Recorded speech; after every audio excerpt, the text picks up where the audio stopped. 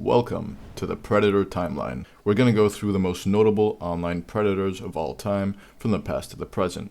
And without wasting any more time, the first person on our list is Michael Jackson.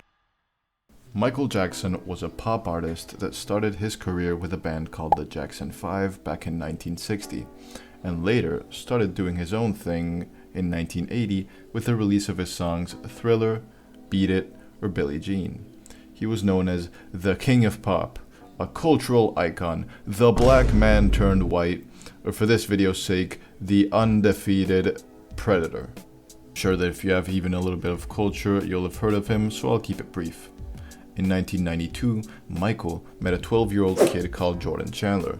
Now Michael had a little establishment, a little function called the Neverland Ranch.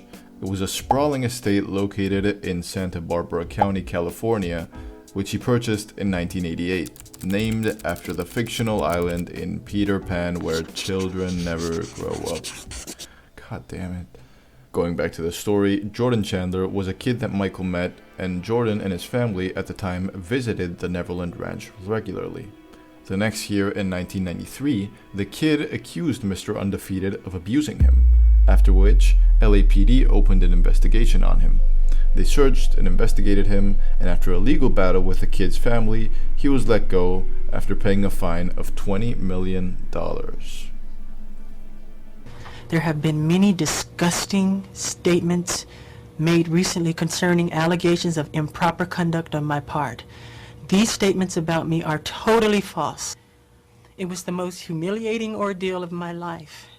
But if I am guilty of anything, it is of giving all that I have to give to help children all over the world. Now, this would be the end of it until... In the last few weeks, a large amount of ugly, malicious information has been released into the media about me. Please keep an open mind and let me have my day in court. I deserve a fair trial like every other American citizen. I will be acquitted and vindicated when the truth is told. Thank you. He did it again. This man was relentless. Apparently, a documentary came out in 2003 detailing how Michael was still inviting children over to his Netherland Park and sharing a bed with them. You can never guess what happens next. He got arrested again, this time for multiple counts of child abuse. In 2005, Jackson went on trial with two former guests of Neverland, accusing him of predatory activity. Now he would have been screwed if it hadn't been for other guests coming forward and basically denying the whole incident. Go with had to Listen, no, he's a good friend of mine, and he still is. I mean, everything that's going on, I mean, it's unfortunate. It's an unfortunate situation for everyone involved in the park. Well, the thing is with that whole thing is that, you know, they go, oh, you slept in the same bedroom as him. It's like, I don't think you understand. Michael Jackson's bedroom is 2 stories. And it has like 3 bathrooms and this and that. So when I slept in his bedroom, yeah, but you have to understand the whole scenario. Now, I don't really like this kid's zesty tone, but this was enough for Michael to come out unscathed. The jury declared that there was a lack of physical evidence, and there was a possibility of the accusations being made with an ulterior motive, and he got away with it. He beat the system undefeated and undisputed in this realm. So he died 4 years later of cardiac arrest. Now, all this could very well be some fake accusations, and so it was believed. Until 2019. Leaving Neverland premieres as a movie telling the story of 2 former visitors of Neverland and how they were victims of Michael Jackson. It chronicles the long story of allegations against Jackson and basically sparks up the debate one final time, declaring Michael Jackson as a potential candidate for the top 5 greatest predators of all time, although there are still many people who defend Michael, leaving this as a subject up to debate with no clear answer. I understand I kind of frame Michael as a confirmed case a lot throughout this video, but we have to move forward with the mentality of innocent until proven guilty. Closing the chapter on the pop star, let's make our way to another one of the GOATs, this time in the R&B industry, with R. Kelly. Popular R&B singer and Grammy winner Robert Kelly is next on our list, being charged with illegal activity with minors for the majority of his life. Some of you might know him for being that one guy that created the song I Believe I Can Fly back in 1996. This is a story of 30 years of allegations, so let's get started from the beginning without wasting a second. In 1994, R. Kelly, then 27 years old, illegally married a singer called Elijah Houghton in a secret ceremony. To facilitate the marriage, a fake marriage certificate was created, falsely listing Elijah's age as 18 when in reality he had married a 15-year-old. Now, let's talk about something truly special. It takes courage, insane bravery, and outrageous stupidity to pull a move like this. What R. Kelly did next was something that you would joke around with your friends with, something straight out of a meme. This man created and produced an album for Elijah, which he was the singer for, called Age Ain't Nothing But a Number. Ladies and gentlemen, this is a moment in history. He doubled down without a care in the world. This is automatically enough to get a man to top 10 predator status. It was 2 months later when the marriage was cancelled due to pressure from Elijah's parents. The girl was offered and accepted $100 to not press charges or talk about the marriage and never come forward about it at all. I repeat, she was offered a measly $100 to shut up for life. So she died, an early death in 2001, which was the main reason we even know about this story. But that's not the end of it, folks. Oh, you wish it was. I certainly do. There are way too many crimes to talk about, so let me do a little speed crime list since we don't have all day. So let's start off the list at number 1, Elijah Houghton, who we've already talked about. Number 2, Tiffany Hawkins, in 1991, was a girl who alleged she was in a 3-year relationship with R. Kelly when she was 15 and he was 24. She was offered $250,000 to shut up, and that was the end of it. Number 3, Tracy Sampson, in 2001, once again settled outside of court. She accused him of being in a relationship with her when she was 17 at the time. Number 4, in 2002, the police department was sent a video of R. Kelly engaging in relations with an underage girl who was 14 and also urinating on her. This man was a jack of all trades, or a jackass of all crimes, whatever you want to call it. He denied being the man in the video, and somehow he got away with it. Again, in 2002, Kelly had to pay an undisclosed amount to Patrice Jones, who claimed he impregnated her when she was 16 and forced her to get an abortion. One more time, in 2002, a very active year for Kelly, he was forced to settle it out of court with a woman who claimed she was filmed during relations without her consent. For the 4th time, in 2002, R. Kelly was indicted in Chicago with not 1, not 2, not 3, but 21 fucking charges of making child porn, involving every act you can think of, and yes, before you ask, it did involve pissing on them. He was later arrested, and various images of what was mentioned before were found in his home.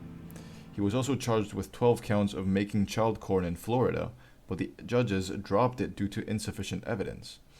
I don't know if 12 counts weren't enough evidence. I mean, me personally, if I was the judge, I would have probably thought something was up after the 3rd count, but that's just me, I guess. Finally leaving 2002, in 2006, Kelly's brother announced that Kelly offered him $50,000 and a record deal to lie and say he was the man in the videos. 10. In 2008, Kelly was sent to court for the many counts of child porn in Chicago, but the judges dropped the case after citing an inability to verify the victim's age and identity after the victim and family refused to testify. 11. In 2017, BuzzFeed published an expose detailing how R. Kelly had women held hostage and detailing how he ran a trafficking cult, but this was forgotten due to many women coming out and denying it at the time. 12. Again, in 2017, Jerhonda Pace broke a non-disclosure agreement, and she told BuzzFeed that she was 15 when she was pressured into a relationship with Kelly. The trainer is a woman, and she trains you to please him sexually. I got invited to his tour bus. So I went out there to his tour bus, and you have him naked, and you have her naked, and I'm looking like, okay, what is this? And that's when he told me to look at her, and he said, she's going to teach you everything you need to know. 13. In similar fashion to Michael Jackson's case, a documentary featuring several victims of Kelly was posted in 2019 called Surviving R. Kelly. Not 1, not 2, not 3, but 48 women talking about the same experiences with R. Kelly, including some of the ones we've talked about. 2 weeks later, the Bozos label dropped him and his concerts were cancelled. 14. In February of that year, a 40-minute long videotape of Kelly assaulting a minor was shown to the police. He was then charged with 10 counts of aggravated assault and 11 counts of relationship abuse and assault of a minor. 15. In March 2019, we get an internet classic interview where we see a very stoic and calm R. Kelly breaking down the situation. Didn't do this stuff. This is not me. I'm fighting for my life. I gave out 30 years of my career. Robert. 30 years of my career. Y'all trying to kill me. 16. In July of that year, he was also hit with 2 federal indictments in a long court battle regarding trafficking minors across the state lines for illegal relations. And honestly, this guy must have had the best lawyer in the world, because this man did not miss for 30 years. He got out again. The damn lawyer must be the daredevil or something, or the devil himself. But we are in the end game now. It was finally in June 2022 when R. Kelly was finally sent into the slammer. 30 years of his career met with 30 years of jail time, and no ending felt more deserved.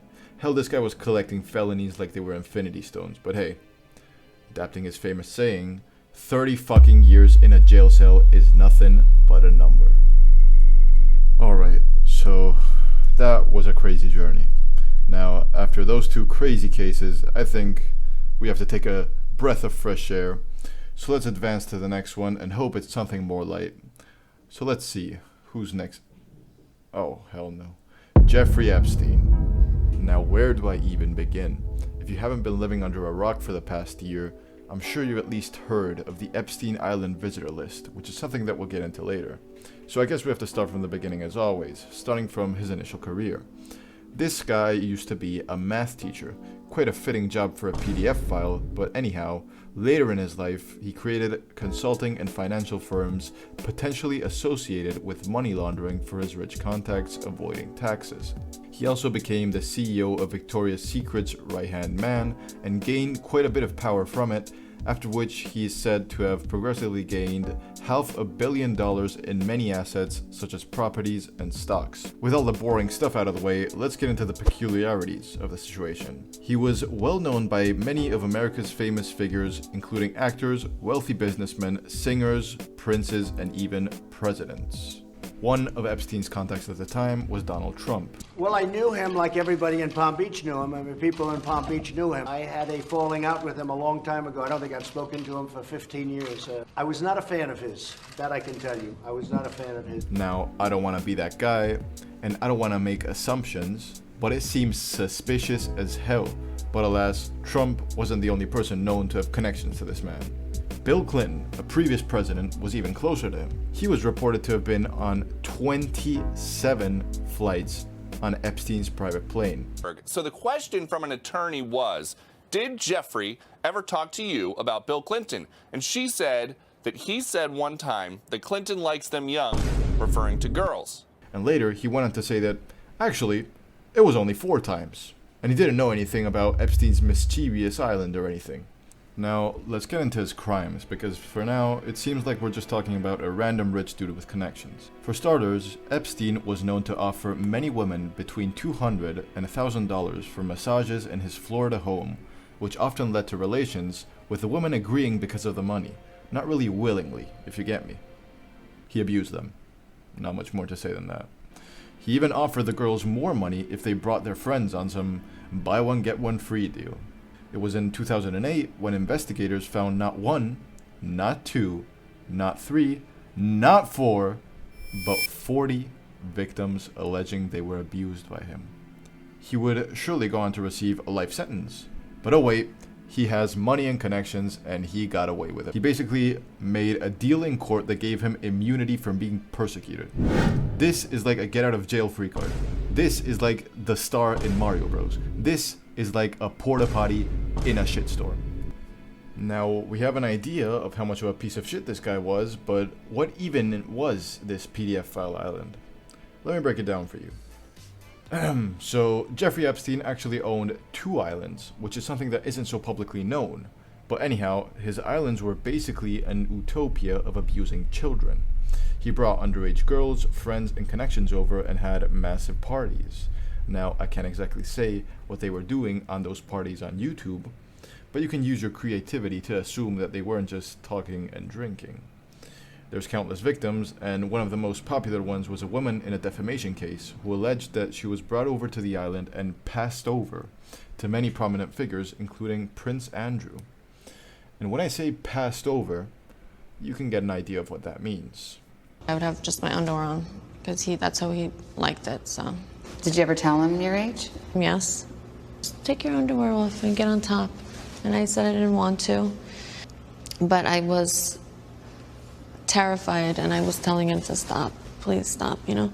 And did he? No, he did not stop. And with all that being public, Epstein was arrested on July 6th, 2019 on federal charges of trafficking minors in Florida and New York.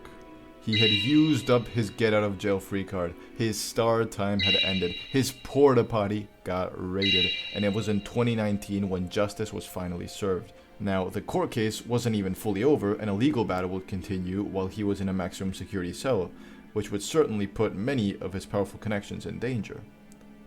Until he unalived himself. Allegedly. So it was a very dubious situation because this should never have been allowed to happen. This is a situation similar to the recent Trump shooting. There's some conspiracy theory awakening ideas here that one could seriously consider. Now, with all that being said, it's safe to say that Jeffrey Epstein was the GOAT. There was none other like him. Michael's Kids Park didn't compare to a damn island, and even though I listed a ton of R. Kelly victims, that's because Epstein was just that much better at hiding the evidence. There's no question about the fact that he was truly the greatest predator of all time. No other would come close. This guy's main hobby was the R word. His life motivation was PDF files. And I'm sure that this was just the tip of the iceberg. Genuinely take a second to think about it. With so much wealth, fame, power, and connections, there is nothing that is fully known about this man. And also, if you do enough digging online, you should be able to find a full Epstein's Island visitor list. And let me tell you, just like in Smash Bros, everyone is here. Even Stephen Hawking. Imagine you get transported to the island and get passed on to Stephen Hawking. That right there is a fate worse than death. Now, for real, let's take a deep breath of fresh air. And with the top 3 predators done, let's look at some of the minor cases, again, pun not intended, involving a few YouTubers and other known figures, beginning with James Charles. James Charles is an American beauty YouTuber, makeup artist, internet personality, and certified PDF file who gained a significant fame and influence through his YouTube channel. I'm gonna have to explain his story, which is boring as hell, but it's important to know for the allegations to come. So to keep you entertained, here you go. That should do the trick. He started his channel in December of 2015, focusing on makeup tutorials, beauty tips, and makeup challenges. His personality and skillful makeup techniques were what gave him a rise to fame. His breakthrough moment came in September 2016 when a high school senior photo of him with a full face of makeup went viral. This exposure led to his appointment as the first male ambassador for CoverGirl, alongside the brand's then spokesperson, Katy Perry. This partnership significantly boosted his visibility and subscriber count.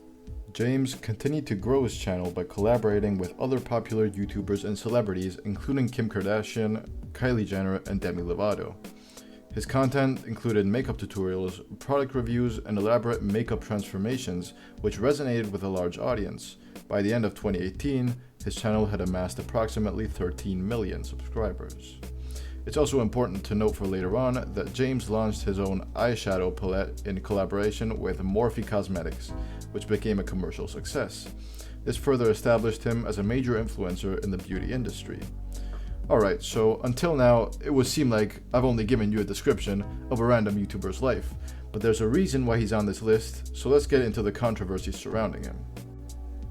In May of 2019, James faced a major controversy involving a fellow beauty YouTuber, Tati Westbrook, who uploaded a 43-minute video called Bye Sister, in which she accused him of unloyalty to a brand that had signed him, which doesn't really seem like a big deal, and she also accused him of harassing and trying to get with straight men, James himself being homosexual, and attempting to manipulate their sexuality. Yeah, no comment. The public fallout led to an undisputed, unbroken record of the most subscribers lost in one day, being approximately 1 million. God damn, imagine 1 million people instantly deciding to unsubscribe from you. It takes a decent amount of effort to do so too. I mean, you gotta go from seeing Teddy's video to find James's channel and hit unsubscribe, and that was done 1 million times. Did I mention that he lost 3 million subscribers in total in the following days? Sam texted me saying he was fully gay, but it was a trap to get me on FaceTime so he could illegally record the conversation to include in the video that he was planning later on. As for my YouTube channel, I've decided that I'm going to be taking some much needed time away from content production. Well, his apology video actually worked, and he began to regain his subscribers while Taddy and the others who criticized him started to lose some. And this led to two things. Firstly, James Charles' channel was back on track on the road to constant success, and secondly, he got overconfident in his apologies. Following this, in April of 2020, James Charles became the host of a YouTube original show called Instant Influencer, which even ended up winning a YouTube award. This even led to the women who tried to cancel James Charles initially to step off and publish a goofy apology video to him, saying she was manipulated into making the video by Jeffree Star and Shane Dawson. Alright, so still nothing too serious, and it was like that until February of 2021, when a 16-year-old boy released a video detailing how James Charles was on some predatory activity on Snapchat, trying to get with him despite knowing he was 16. James Charles snapped me on Snapchat. He added me back because I had snapped him a while ago, just like a fan to influencer conversation. So he started making the conversation very sexual and it made me really uncomfortable.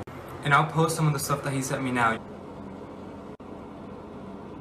He proceeded to send me explicit pictures of his body. Safe to say he was a freak.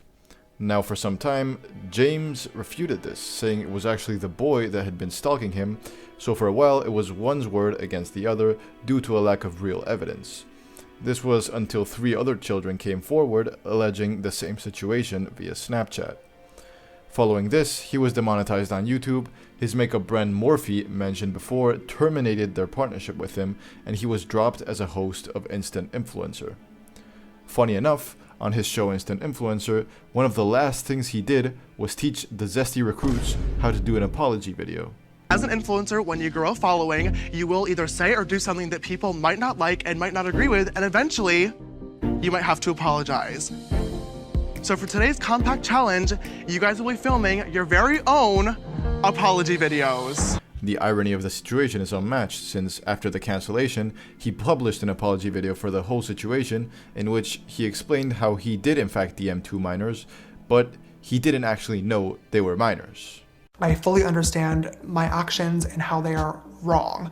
There's no excuse for them, and I don't plan on making any in this video either. I want you guys to know that this is very, very important to me, and I'm taking this very, very seriously.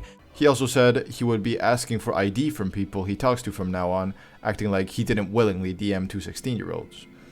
Now, remember I said he got overconfident with his last apology? He seems to have thought that an apology video would be able to get him out of anything, but it seems like this was not the case. James Charles has since become the poster boy of YouTube cancellation, with good reason too. There's even more controversy on him in 2023 when he tried to convince a guy to FaceTime him against his own will and date him, so it's safe to say that his cancellation was for the best. Now, I won't be getting into all that because I'm tired of talking about him, but with that, let's move forward. With case number 4 dealt with, I just want to take a second to ask you to like and subscribe if you've enjoyed the video so far. I mean, you don't really want to know how much time I put into making a video about the lowest scum of humankind like this. Anyway, refill your popcorn, stretch yourself out, get some water, because we are now moving on to our next case, which is considered to be the GOAT of YouTube predators. And it's none other than the Cupcake Man himself, EDP 445. EDP was very well known in April 2021. He had a very successful career in YouTube and was very liked for his lack of filter and lack of fear of demonetization. His videos were filled with swearing and interesting topics, to say the least. He stood out for being one of the only YouTubers that simply did not care. Now, he was eventually banned for 2 weeks on YouTube and permanently on Twitter, and was denied his gold YouTube play button from YouTube due to this type of behavior in his videos. However, that was all pretty tame considering what was to come in April 2021. EDP445 got Chris Hansen. In a viral video by the YouTuber Chet Goldstein, he shows various DMs that EDP had with a minor, which he later went on to try to meet, but was exposed by the YouTuber in Chris Hansen fashion. Well, I was actually coming out here to pick up a cupcake and then go back home. There was, nothing that was going to be sexual involved, because I'm not like that. After this and a few other events, EDP's channel was terminated, as well as Chet Goldstein's, which apparently happened because he had already had a channel in the past that was terminated.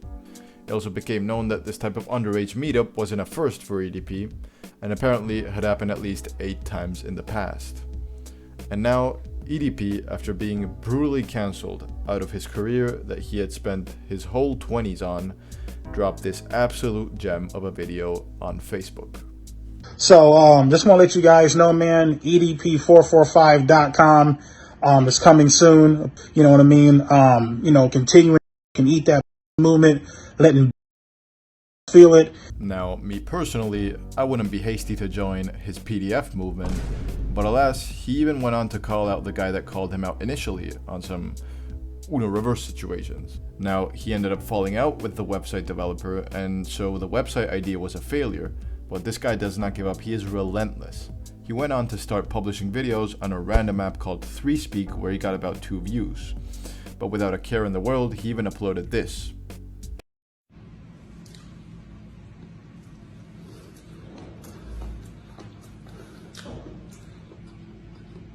Now, if you guys don't mind, I'm gonna wash this sweet ass shit down with a bottle of water. It's no surprise that 3Speak also banned him. His email to the company was another absolute gem. For some reason, my channel was deleted.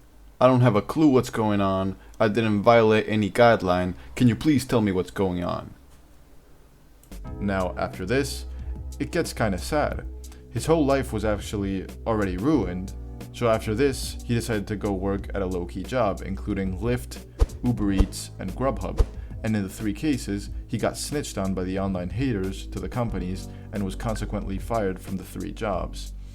This guy even tried to apply at Chuck E. Cheese. Now, I don't know if this was because he was broke as hell, or because he wanted to be around children, or both, but this was a very low point for the cupcake eater. All of this led to EDP eventually deciding to change his legal name to escape the punishment. So at the end of it all, even though his actions are unforgivable, it seems like a sad ending with no chance for redemption or even apology, which left a bad taste in the internet's mouth. Did I mention he was relentless? He did it again. Double champ, EDP445 got caught again, this time doing the same thing. He was caught messaging and trying to meet up with a 15-year-old girl, and was consequently caught by Skeeter Jean and Gideon in late 2023. And I just want to give a second to give my respects to Gideon for literally dressing up as a cupcake to expose him. There was apparently some legal situations going on, but the results weren't made public, and EDP still seems to be roaming free, with his sins increasing while crawling on his huge back. It's really not a sad story anymore if you double down. I'm actually glad for EDP doing it again, because now we can safely say without a shadow of a doubt that this man was nothing more than a PDF file that looked like a piece of elephant shit that will be suffering from his past till his end. Now, with EDP out the way, let's make strides over to some bigger names and dubious cases with uncertain predatory possibilities. Starting off with Drake. Drake, born Aubrey Drake Graham on October 24th, 1986, is a Canadian rapper, singer, songwriter, and actor. He first gained recognition as an actor on the teen drama series. Man, what am I even talking about? It would be weird to not know who Drake is. Basically, mega famous songwriter, Canadian man, certified lover boy, and alleged certified PDF file. This case has been going on for many years, but has been popularized to the world very recently. This video is long enough already and there's more to come, so let's not waste any more time and head straight into the minor allegations. Minor meaning underage. Don't get it twisted, the allegations are pretty major. Starting off with the most known case that was forgotten until recently, his relationship with Millie Bobby Brown. And if you don't recognize her, she's that one girl from Stranger Things called 11, whose name in the show could very well be the reason Drake took an interest in her. What about your relationship with Drake? Tell me about your friendship. How did this all come about? I love him. I met him in Australia, and he's honestly so fantastic and a great friend and a great role model. You know, we just text each other the other day, and he was like, "I miss you so much." I was like, "I miss you more." That is suspicious as hell. Drake was 31 at the time and Millie was 14. What advice does he give you? Like, what does he say? About boys. He helps me. What? Yeah. He's great. He's wonderful. I love him. What's his advice with boys? You know, that stays in the text messages. Ladies and gentlemen, there are few times in this world where I am left speechless. Imagine you are a boy that is attempting to bag Millie Bobby Brown and you get rejected because of Drake. Now, it's obviously unclear what was said between the two. Like I said at the beginning, we don't have clear-cut criminal evidence on Drake, so it's all conspiracy theories for now. Another public figure Drake had contact with was Billie Eilish at 17 years old. Drake is like the nicest dude I've ever spoken to. I mean, I've only like texted him, but he's so nice. Like, he does not need to be nice, you know what I mean? He's at a level in his life where he doesn't need to be nice, but he is, you know? Huh. Seems Drake is a really nice guy. I'm sure it's a coincidence that he's just so nice to only underage girls. Now let's take a second to appreciate an absolute gem yet again, ladies and gentlemen, with this post. And so I rest my case. There's also another case back when Drake was 23, when he was on stage and he brought up a random fan and started doing some creepy stuff on stage to her, the girl being visibly uncomfortable.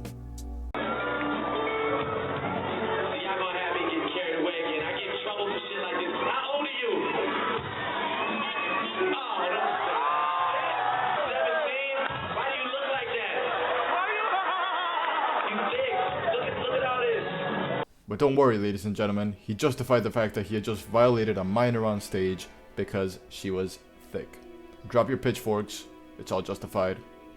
Now, let's end it by talking about the last known case. Bella Harris is a model that Drake knew from her teenage years. And when I say teenage years, I don't mean 18 or 19, so you get an idea. It turns out that for Bella's 18th birthday, Drake rented out a whole restaurant in DC just to celebrate it. To celebrate the birthday of a girl he has no real connection to. The cases just keep adding up, but nobody really talked about it. All these cases I talked about were just kind of forgotten with time, and Drake was never really forced to take accountability for it. Enter Kendrick Lamar. This man single-handedly made a large part of Drake's audience turn against him. You might have seen or heard the beef between the two rappers a few months ago, in which many diss tracks were sent back and forth. It took 3 songs for Kendrick to pick apart and make everyone completely question Drake's predatory activity. He released Euphoria, which really didn't involve these accusations, which was met with Drake's own diss called Family Matters, to which Kendrick clapped back 20 minutes later, uploading Meet the Grams, where the allegations started to be mentioned, but Kendrick, seeming unsatisfied with his own diss, decided to outdo his own song and released Not Like Us 24 hours after Meet the Grams. Not Like Us was an absolute hit to Drake's status in general. He accused Drake of being a predator and anything else he could think of, and even went on to release a music video on the 4th of July. This series of songs is what reignited the doubts and conspiracies in Drake's morals in many people. Fans started to look into it, and honestly, it's the reason Drake is even mentioned in this video. With that being said, it's all still accusations, and there's nothing that is truly confirmed, and for the sake of the victims, I hope it stays like that. Let's keep moving forward to our penultimate candidate, and a very recent case starring Dr. Disrespect. Dr. Disrespect, whose real name is Herschel Beam IV, was a prominent figure in the gaming and streaming community. He literally became the face of Twitch for quite some time. He rose to fame for his over-the-top, charismatic persona and unique streaming style, which combines humor, high production values, a goofy attire, and high amounts of disrespect. He started in the gaming industry as a level designer for Sledgehammer Games, where he worked on popular titles like Call of Duty Advanced Warfare. And he created the Dr. Disrespect persona in the early 2010s, but began streaming seriously around 2015. His entertaining personality, coupled with his skills in first-person shooters like Call of Duty and PUBG, quickly gained him a massive following, which peaked in around 2018 to 2019. Okay, so now that we have an introduction to the doc, let's get into what brought him on the list. It was in June 2020 when Dr. Disrespect was suddenly and permanently banned on Twitch without public explanation. The exact reason for the ban remained unclear, and until recently, neither Dr. Disrespect nor Twitch had disclosed the details. Now, this was an absolutely outrageous event back in 2020, an absolute bombshell dropped on the Twitch community, and it seemed like it had happened for no reason. There was also a suspicious lack of pushback from Dr. Disrespect as well. I mean, if your channel got taken down for no reason, you would surely complain about it, except it wasn't for no reason. And for quite a while, the reason was left as one of the biggest mysteries in the Twitch space. I mean, this was a secret that was guarded as tight as the Epstein's Island case. It was as secretive as the Krabby Patty formula. Hell, this could have very well been Victoria's Secret. Alright, with the stupid jokes out of the way, it was all until a quiet Friday in July 2024, a whole 4 years after the incident, that a former Twitch employee dropped a crazy post saying that Dr. Disrespect had been banned off of Twitch for inappropriately texting a minor on the Twitch Whisper system. That's like using the Roblox DMs to text your friends. Now, the post that had been dropped talking about the situation did not feature any concrete evidence, so many of Doc's fans defended him, but after some further backup by other Twitch employees, the validity of the statement was starting to gain some traction. It was all brought to light when Dr. Disrespect put out a statement on Twitter. Hello, I'd like to make a quick statement. Let's cut the BS, as you know there's no filter with me. I've always been upfront and real with you guys on anything that I can be upfront about, and I'm always willing to accept responsibility, which is why I'm here now. Were there Twitch Whisper messages with an individual back in 2017? The answer is yes. Were there real intentions behind these messages? The answer is absolutely not. These were casual, mutual conversations that sometimes lean too much in the direction of being inappropriate, but nothing more. Nothing illegal happened, no pictures were shared, no crimes were committed. I never even met the individual. Let me be clear, it was not a criminal case against me, and no criminal charges have ever been brought against me. Now, as we just read in the tweet, he says that he didn't actually have any bad intentions with the messaging, and that they were just casual conversations between an underage girl and a fully grown man. Does that remind you of anybody? It's safe to say that they're not like us. Finally, if you're uncomfortable with this entire statement and think I'm a piece of trash, that's fine. But I'm not going anywhere. I'm not the same guy that made this mistake all these years ago. I'm taking an extended vacation with my family as mentioned on stream, and I'm coming back with a heavy weight off my shoulders. They want me to disappear. Yeah, fucking right. Now maybe this man thought he was a Sigma or something after writing that ending that seems like something straight out of the Power Rangers, but the allegations being as heavy as they are, it really didn't come across in a cool alpha way. There also needs to be a reminder that Dr. Disrespect is a married man with a daughter, so these are absolutely career-ending, life-ending allegations. Only God knows how it will advance, but riding on some heavy copium, personally, I truly hope it was just a mistake, and that 7 years later, Dr. Disrespect is a changed man with his terrible past left behind. Now, with the doc behind us, let's make our way to the last case of the video and jump straight into the eye of the storm with Chris Ava Tyson. The former Chris Tyson and new Chris Ava Tyson, primarily known from the Mr. Beast crew, was a prominent figure in Mr. Beast's channel, being his first subscriber and right-hand man, until he stopped being a man. Chris had publicly announced their public gender journey in 2023. Chris came out as a gender non-conforming in April. Wait a second.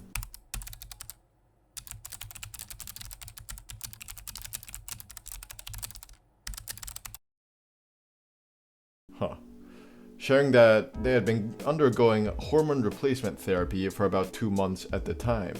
This also led to him divorcing his wife, with whom he had a child, which caused quite a bit of controversy. I'd also like to note that SunnyV2 actually had made a video around that time that detailed how Chris would go on to be Mr. Beast's worst nightmare, and this video received heavy backlash at the time, and Mr. Beast even tweeting against it. Now it's safe to say that SunnyV2's video aged like fine wine, but at the time, this whole situation died down until July of 2024, when many of Chris's old tweets were rediscovered, and they weren't any regular old tweets. They were inappropriate interactions with minors. The primary victim was a user by the name of Lava, who had been talking to Chris many years ago in 2018. There are even a few confessions from Lava himself showing how Chris sent him a snap saying, "Coming for America." Now, this isn't something that you send to anyone other than your homies, and much less would you send that as a fully grown man to a minor. Now, most of these screenshots come from a channel called Prism42 in his video The Chris Tyson Journey, which you can watch to get a better idea. But that wasn't the end of it. Since the release of the video, many other inappropriate screenshots have been released of Chris's statements, and let me tell you, it ain't nothing good to see. Now, although the 13-year-old in the screenshots did come out saying he didn't think it was anything serious, a person being taken advantage of wouldn't really see themselves as being in a situation like that. If they were aware, they wouldn't be there in the first place. So, although it's important, the opinion of the victim is not the end-all be-all. Apart from that, Chris had a very good relationship with Shadman. Some of you might recognize that name, and you might have just had Vietnam flashbacks, but for those of you who don't know, Shadman was a CP artist. Yeah, you heard that right, CP. He was drawing real children in a sexual way. There was even a little scandal a really long time ago where Shadman had drawn Keemstar's daughter in that way, which is absolutely outrageous to say the least. Now, what does this have to do with Chris? Well, it's well known that Chris was a Shadman enthusiast, which is already weird enough, but apparently Chris had also purchased art from him, which could be spotted in an old Mr. Beast pizza delivery video. There was even a situation back in the day where Chris had leaked revenge corn. But the link's in the description if you want to see them. I mean, I'm not endorsing people to go look at somebody else's private business, but I know that people might want to see him, so it's there if you want it. Ladies and gentlemen, I really don't even know what to say. He drops the link in the description as if we were to sign in to a PS4 giveaway, and then later says, "Man, I'm not endorsing it, but for you weirdos out there, don't worry, I got your back." Now, since all this has come to light, Ava has recently put out a tweet reading, "I would like to apologize for any of my past behavior or comments if it hurt or offended anyone. It was not my intent. Seeing recent events, we've mutually decided it's best I permanently step away from all things Mr. Beast and social media to focus on my family and mental health." And with that, ladies and gentlemen, I put the complete Predator timeline to rest. I want to thank you for watching this far, and if you did enjoy the video, subscribe because I'm broke.